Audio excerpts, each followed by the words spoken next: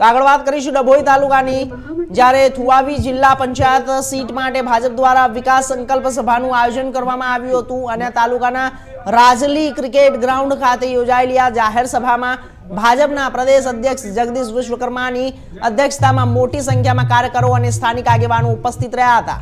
આ સભાનું આયોજન જિલ્લા પંચાયત અને તાલુકા પંચાયતના ભાજપના ઉમેદવારોના प्रचार अर्थे करवामां आव्युं।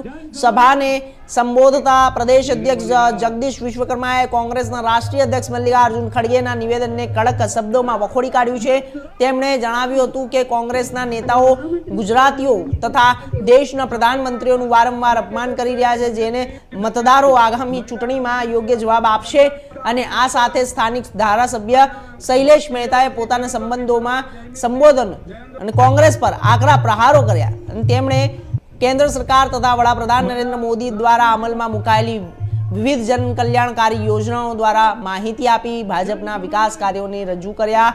सभा दरमियान आश्रे 100 जेटला कांग्रेस साथे जोड़ायेला कार्यकरो भाजपमां जोड़ाया हता, जेने भाजप माटे राजकीय रीते महत्वपूर्ण मानवामां आवी रह्युं छे।